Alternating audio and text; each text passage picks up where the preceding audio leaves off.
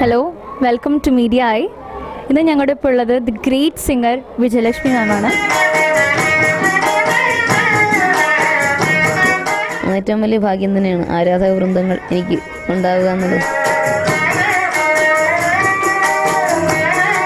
ഒറ്റയ്ക്കു പാടുന്ന പൂങ്കുയിലേ നിന്റെ I'm very proud to sit beside her actually with her blessings. So നമുക്ക് വിശേഷങ്ങൾ അറിയാം. എൻ്റെ ന്യൂ പ്രൊജക്ട്സ് ഒക്കെ എന്താണ്? പുതിയത് തമിഴിലും മലയാളത്തിലും അല്ലാണ്ട് വേറെ ലാംഗ്വേജസിൽ എന്തെങ്കിലും? പിന്നെ ഗോപി സുന്ദർ സാറിൻ്റെ സത്യ എന്നൊരു സിനിമയിൽ പാടിയായിരുന്നു. തമിഴ് സ്ട്രീറ്റ് ഡോഗ്സ് എന്നാണ് സിനിമയുടെ പേര്. ഞാൻ കുറേ ഇൻ്റർവ്യൂസിൽ മാം പറയാനായിട്ടുണ്ട് ജയചന്ദ്രൻ സാറ് കുറേ ഹെൽപ്പ് ചെയ്തിട്ടുണ്ട് ഇതിൽ വരാൻ വേണ്ടിയിട്ട്. എന്താണ് മാം സാറിൻ്റെ ഒരു റോൾ ഇതിൽ? എന്താണ് സാർ എന്താണെന്ന് വെച്ച് കഴിഞ്ഞാൽ ഒരു ചാനലിൽ ഞാൻ അമൃതവർഷിണി രാഗം പാടിയിരുന്നു. അപ്പോൾ സാറത് കേട്ടപ്പോൾ സാറിന് MS സുബ്ബലക്ഷ്മി അമ്മയുടെ ശബ്ദവുമായിട്ട് എനിക്ക് സാമ്യമുണ്ടെന്ന് പറഞ്ഞു.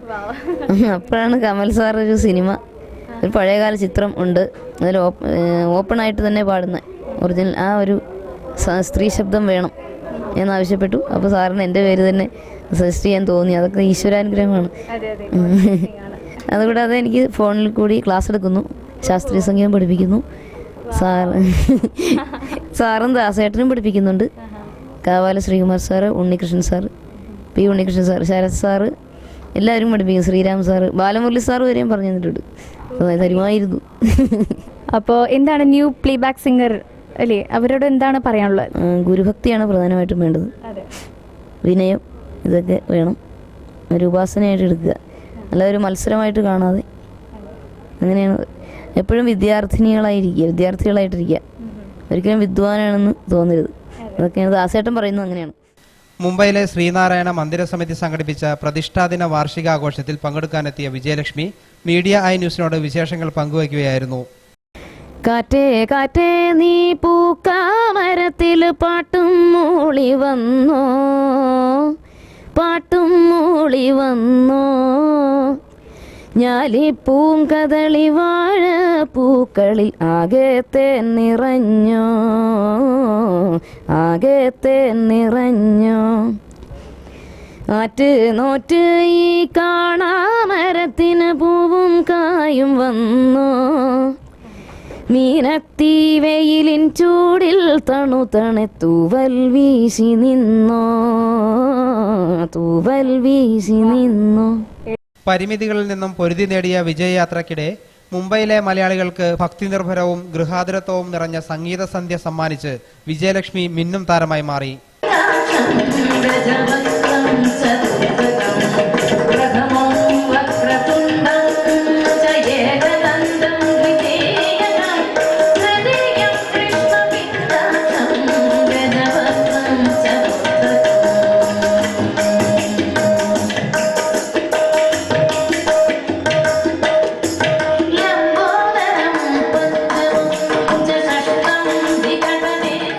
അടുത്ത മാസം നടക്കുന്ന തന്റെ വിവാഹ വിശേഷങ്ങളും വൈക്കം വിജയലക്ഷ്മി പങ്കുവച്ചു. മാർച്ച് 29-നാണ് കല്യാണം. നിങ്ങളെല്ലാവരും വരണം കേട്ടോ. തൃശ്ശൂർ സന്തോഷ് എന്നാണ് ചേട്ടൻ്റെ പേര്. തൃശ്ശൂർ കുന്നത്തങ്ങാടിയിലാണ് അദ്ദേഹത്തിൻ്റെ സ്വദേശം. സോപാന സംഗീതമൊക്കെ പാടും, ഇടയ്ക്ക് വായിക്കും. ശ്രീനാരായണ മന്ദിര സമിതി സംഘടിപ്പിച്ച പരിപാടിയിൽ അഭൂതപൂർവമായ തിരക്കാണ് ഇക്കുറി അനുഭവപ്പെട്ടത്.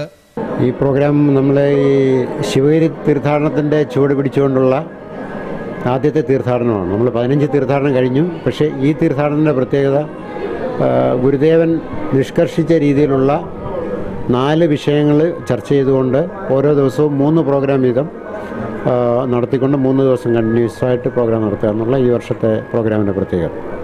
അപ്പോൾ ഗുരുദേവൻ പറഞ്ഞിട്ടുള്ള വിദ്യാഭ്യാസം, ശുചിത്വം, ഈശ്വരഭക്തി, സയൻസ് ആൻഡ് ടെക്നോളജി, ഇങ്ങനെ 4 വിഷയങ്ങൾ ഈ പ്രാവശ്യം നമ്മളിവിടെ ചർച്ച ചെയ്യുന്നുണ്ട്. ഗുരുദേവൻ്റെ ദിവ്യദന്തങ്ങൾ ഇവിടെയാണ് സൂക്ഷിച്ചിരിക്കുന്നത്. ഒരു ദന്തവും 3 വെപ്പുപല്ലുകളും ഗുരുദേവഗിരിക്ക് സ്വന്തമാക്കാൻ കഴിഞ്ഞിട്ടുണ്ട്. കേരളത്തിൽ വെളിയിലുള്ള ശ്രീനാരായണീയരുടെ ഒത്തുചേരലാണ് ഈ തീർത്ഥാടനം.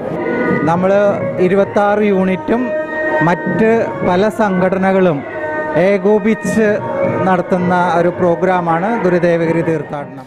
3 ദിവസങ്ങളിലായി നടന്ന ചടങ്ങിൽ ഗുരുധർമ്മ പ്രചാരകൻ സജീവ് കൃഷ്ണൻ, മനുഷ്യാവകാശ കമ്മീഷൻ അംഗവും ആക്ടിംഗ് ചെയർപേഴ്സണുമായ പി മോഹൻദാസ്, മുൻ മന്ത്രി ഗണേഷ് നായിക്, ശിവഗിരി മഠത്തിലെ ഋതുംബരാനന്ദ സ്വാമികൾ, മഹാരാഷ്ട്ര പൊതുമരാമത്ത് മന്ത്രി ചന്ദ്രകാന്ത് പാട്ടീൽ, സ്വാമി സന്ദീപാനന്ദഗിരി, സമിതി chairman MI Damodaran, president N Sasidharan, general secretary NS Salim Kumar, zonal secretary R Sreedharan തുടങ്ങിയവർ പ്രസംഗിച്ചു.